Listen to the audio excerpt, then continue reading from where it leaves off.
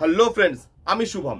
বছর মোটামুটি শেষ, কিছুদিন বাদেই নতুন বছর আসতে চলেছে, তাই এখন সময় হচ্ছে 2023-এর টপ 5 বেঙ্গলি মুভি নিয়ে কথা বলার। এই লিস্টে আমি টোটাল 5টা সিনেমা রেখেছি এবং একটা স্পেশাল মেনশন। আমি যে সিনেমাগুলো হলে গিয়ে দেখেছি সেই হিসাবে তৈরি। আপনার সঙ্গে এই লিস্টটা নাও মিলতে পারে। যদি আপনার মতে এর মধ্যে আরো কোনো সিনেমা অ্যাড বা লেস করা হয়, সেটা অবশ্যই আপনি কমেন্ট করে জানাতে পারেন। 5 নম্বরে রেখেছি অরিন্দম ভট্টাচার্যের শিবপুর। এই জনরায় বাংলা ইন্ডাস্ট্রিতে খুব কম কাজ হয়। এটা যে ক্রাইম এবং যে গ্যাং ওয়ারটা নিয়ে কথা বলছে ছোট জায়গার মধ্যে, সেটা খুব ভালো। সেটা একটা নতুন ট্রাই। এখানে স্বস্তিকা ম্যামের একটা আউটস্ট্যান্ডিং পারফরমেন্স এবং তার সঙ্গে আদার কাস্টেরও খুব ভালো পারফরমেন্স ছিল। এই সাবজেক্টের জন্য যে রনেসটা বা যে রুটনেসটা দরকার ছিল, সেটা খুব ভালো।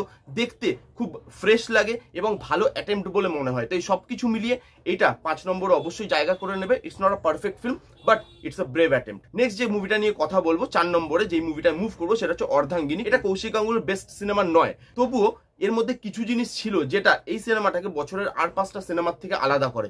এখানে চূর্ণী গাঙ্গুলির একটা আউটস্ট্যান্ডিং পারফরমেন্স, এখানে কৌশিক গাঙ্গুলির ডাইরেকশন, এবং এইখানে যে সম্পর্কের কথাগুলো বলা হয়, যেভাবে ইমোশনালি সেগুলোকে ডেলিভার করা হয়, এবং এই মুভিটা যেভাবে স্লো বার্ন ট্রিটমেন্টে প্রত্যেকের গল্প বলতে বলতে এগোয়, সেটা কিন্তু খুব ভালো। সেই জন্যই এই সিনেমাটা পারফেক্ট না হলেও এটা 4 নম্বর অবশ্যই জায়গা করে নিয়েছে। নেক্সট হচ্ছে 3 নম্বর হচ্ছে প্রধান। এটা একটা সারপ্রাইজ ফিল্ম। এটা আমি আশা করিনি যে এখানে টপ 5 লিস্টের মধ্যে প্রধান থাকবে।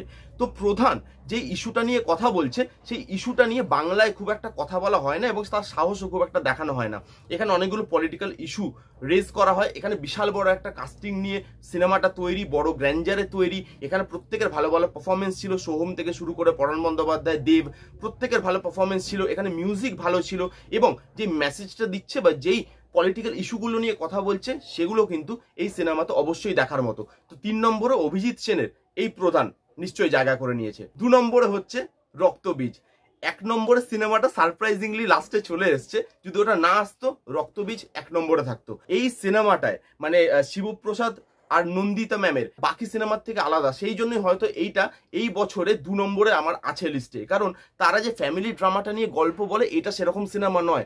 এটা থ্রিলার, সাসপেন্সফুল এবং অ্যাকশন একটা ফিল্ম, যেটা অবশ্যই ভালো অ্যাটেম্প্ট। উইন্ডোজ এর আগে এরকম ধরনের সিনেমা অ্যাটেম্প্ট করেনি, তাদের ফার্স্ট এরকম অ্যাটেম্প্ট হিসাবে এই সিনেমাটা ভালো। তার মধ্যে নেল বাইটিং ক্লাইম্যাক্স, তার মধ্যে এইখানে আবির, মিমি, এই প্রত্যেকের ভালো performance, Victor Banerjee comeback, Anushka মামের পারফরমেন্স, এই সব কিছু মিলিয়ে এই সিনেমাটা অবশ্যই জায়গা করে নেবে 2 নম্বরে। এর গান থেকে শুরু করে গ্র্যান্ডার থেকে গল্প থেকে সবকিছু এই সিনেমার মধ্যে পারফেক্ট ছিল, ভালো ছিল এবং এটা একটা ভালো প্রচেষ্টা বলতে হয়। 1 নম্বরে এবার মুভ করবো। যেই সিনেমাটা 1 নম্বরে জায়গা করে নিয়েছে সেটা হচ্ছে কাবুলিওয়ালা, যেটা ডাইরেক্ট করছে সুমন ঘোষ। কাবুলিওয়ালা নিয়ে কিছুদিন আগেই আমি রিভিউ দিয়েছি। এই সিনেমাটা এবছরের সেরা সিনেমার মধ্যে একটা, কারণ এইখানে মিঠুন চক্রবর্তী এবং অনু মেঘার যে পারফরমেন্স, সেটা দেখবার মতো। এইখানে রবীন্দ্রনাথ ঠাকুরের অরিজিনাল যে কাবুলিওয়ালা গল্প, সেটা নিয়ে কোনো ছেলে খেলা করা হয়নি, সেটা নিয়ে কোনো পাকামো করা হয়নি। সেই জিনিসটা এখানে খুব ভালো লাগে। এখানে মিউজিকের কাজ খুব ভালো। যেই গ্র্যান্ডারে সিনেমাটা শ্যুট করা, সেই গ্র্যান্ডারে বাংলা সিনেমা খুব কম শ্যুট হয়। এখানে যে ইমোশনাল পার্টগুলো ছিল, যে ডায়লগগুলো দেওয়া হচ্ছিল, সেগুলো খুব ইম্প্যাক্টফুল। প্রত্যেকটা লোক হল থেকে কাঁদতে কাঁদতে বেরোচ্ছে। তো সেই জায়গাগুলো কিন্তু খুব খুব ভালো এবং কাবুলিওয়ালা অবশ্যই 1 নম্বরটা ডিজার্ভ করে। আর আমি তো বলবো এই ফিল্মটার জন্য মিঠুন চক্রবর্তী একটা ন্যাশনাল অ্যাওয়ার্ড কিন্তু অবশ্যই ডিজার্ভ করে। একটা স্পেশাল মেনশন আছে, সেটা হচ্ছে শহরের উষ্ণতম দিনে, যেটা অরিত্র সেন ডাইরেক্ট করছে। এই সিনেমাটা স্পেশাল মেনশনে এই কারণে রেখেছি যে কমেডি, ফ্রেন্ডশিপ এবং রোম্যান্স, এই জনরাটা নিয়ে বাংলায় খুব একটা কাজ হয় না। এখানে এই জনরাটা অ্যাটেম্প্ট করা হয়েছে। অবশ্যই এখানে আরো ভালো এই সিনেমাটা হতে পারতো। আরো কিছু পজিটিভ দিক থাকলে এই সিনেমাটা হয়তো লিস্টেও জায়গা করতে পারতো। বাট এখানে এটা একটা ডিসেন্ট ফিল্ম, একবার আপনি দেখতে পারেন। গানগুলো ভালো, বিক্রম সোলাঙ্কির পারফরমেন্স ভালো, কেমিস্ট্রি ভালো। এই সব কিছু মিলে এটাকে আমার মনে হয়েছে একটা স্পেশাল মেনশন দেওয়া উচিত, তাই জন্য এটা স্পেশাল মেনশনে রেখেছি।